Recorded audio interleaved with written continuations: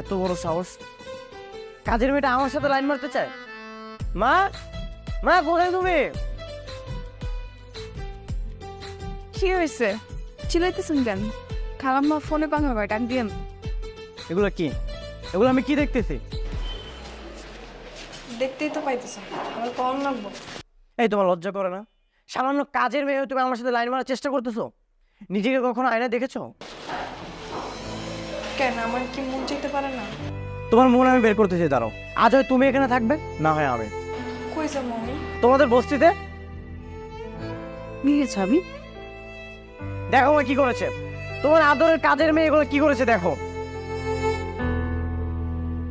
টুনি, এসব ঠিক করেছিস? জি খালাম্মা। বেয়াদব মেয়ে, কত বড় সাহস! হ্যাঁ, এখন তুই আমার বাড়ি থেকে বের হয়ে যাবি কাপড় চোপড় নিয়ে। 10 মিনিটের মধ্যে তোর বাড়ির বাইরে দেখতে চাই। যা বলছি।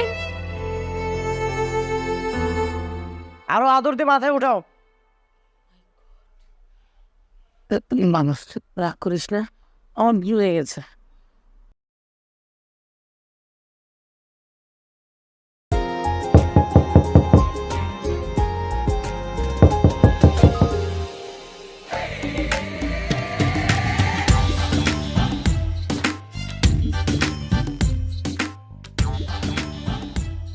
কে আপনি?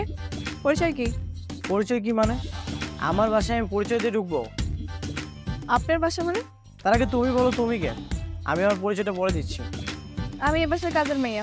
দেখা বুঝেন না? ও আচ্ছা, কাজের মেয়ে। হ, কাজের মেয়ে। আনকান, আপনার পরিচয় কি? আমি এই বাসার মালিক, এই বাসার একমাত্র ছেলে। মা কোথায়?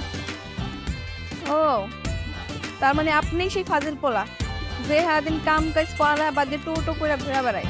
এই বে, তোমার তো সাহস কম না, তুমি আমাকে ফাজিল বললে? হ কইলাম, আপনার মাই তো কয় আমার পোলা এই দুনিয়ার শ্রেষ্ঠ ফাজিল। মা বলেছে তাই না? মার তো আর কোনো কাজ নেই, সারাদিন আমার পিছনে লেগে থাকে। মা কোথায়? এই, আস্তে আস্তে দাঁড়ান। আবার কি সমস্যা? জুতা নিয়ে ভিতরে ঢুকুন যাব না, বাইরে রেখে তারপর আসেন। জুতা খুলবো মানে? সারা জীবন আমি জুতা পরেই বাসার ভিতরে ঢুকেছি। দাঁড়ান, সারা জীবন যা করছেন করছেন, এখন থেকে জুতা বক্সে রেখে তারপর ভিতরে প্রবেশ করতে হবে, বুঝছেন? তুমি কি ভুলে যাচ্ছ? তুমি আমার বাসায় কাজ করো, আমি তোমার বাসায় না। হ, কাজ করি, তাই কি হয়েছে? কাজ করতে আমার মেলা কষ্ট হয়।